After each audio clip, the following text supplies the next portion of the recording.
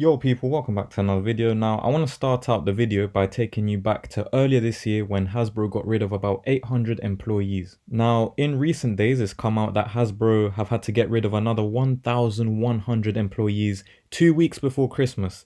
The fact a toy company has to get rid of people right before what should be the company's most successful period speaks volumes of how bad things must be for them. CEO Chris Cox has also stated that the firings have happened because of the poor toy sales. Let's remember, Hasbro makes famous games like Scrabble, Play-Doh, Monopoly, and to be fair, I'm always hearing of some sort of new Monopoly game or edition. They also make things like My Little Pony, Nerf guns. We all know that this is the era of technology. Toys like these aren't that popular anymore compared to before, which is why Hasbro has invested so much in franchises and pop culture collaborations. They've especially been having success with things like Dungeons and Dragons as well as Magic the Gathering. Now, for decades, Hasbro has been splashing tons of money on Star Wars, but before we get into those numbers, they also splashed tons of money on having the licensing for Marvel and Disney princesses, to name a few other examples. So back to Star Wars. Kenner were the official first makers of Star Wars toys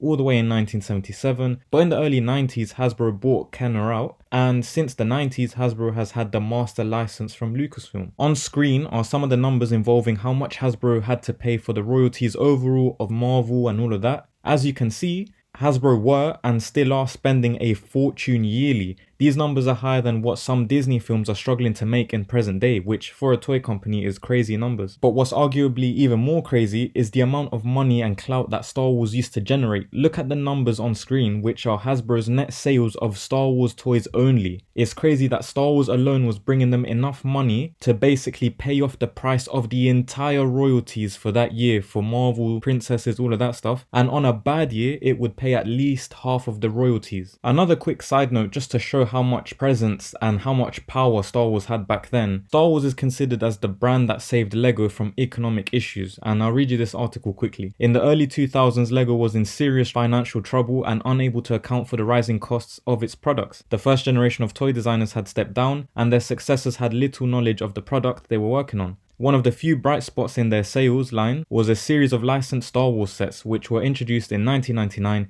in the wake of Star Wars Episode 1 The Phantom Menace. The Lego video game arrived in 2005 just after Jorgen Vig, I'm not even going to say that name, took over the company and began turning its prospects around. The game was a massive hit and became an instant classic, prompting Lego to never look back. This is when Star Wars was loved by everyone. It was pure, George Lucas was doing his thing, he had made 6 movies that all made sense, he was diving into comic books, novels, video games, and just any way to continue expanding his story. The good times. Let's compare that with nowadays. Disney Marvel, Disney Star Wars, they keep making flop after flop at the box office where a lot of their own movies are just struggling to even break even, let alone make the profits that they invested in the movie for in the first place. I'm going to show you some pictures from a channel called World Class Bullshitters. They usually go around toy shops and show piles of unwanted toys. Their links will be down below in the description if you want to go watch the full video and check them out in general as well. Look at how much of these toys are still around for movies over a year old for the MCU. Now it looks like the content being released and turned into toys is that bad that Hasbro, who makes toys for everything that gets released in the present, everything that's new,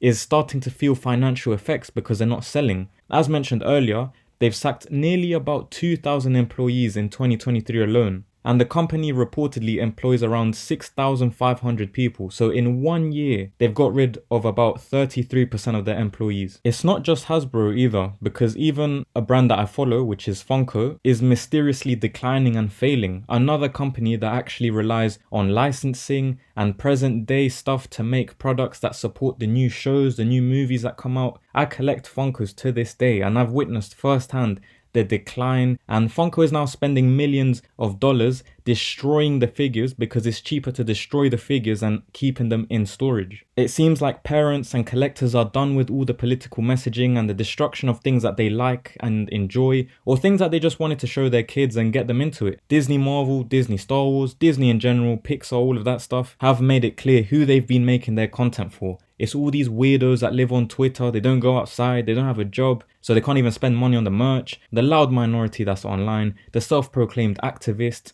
that think they're saving the world because they reposted or retweeted something. The single, independent, empowering females that don't want kids because they hate kids, they hate men. And the women who think that men who collect figures and are into this pop culture stuff are childish. All these people are the ones getting TV shows and movies catered to them, yet they never buy merchandise, and it's been this way for years. However, because they made so much money before, they had a sort of insurance policy, a safety net in case things went wrong. Looks like all the companies involved got complacent, and now it's costing people's jobs. Imagine being so shit that you're partly responsible for making other companies lose employees. Not even these loud minorities can save Disney or Hasbro from the humblings taking place, and sooner or later Disney and co will just have to revert to making actual entertaining and good content. But yeah, just when Disney could go no lower, their shitness is now affecting toy brands. What a disgrace they are. And as always, let me know your thoughts down below in the comments, drop a like on the video, sub to the channel if you haven't already.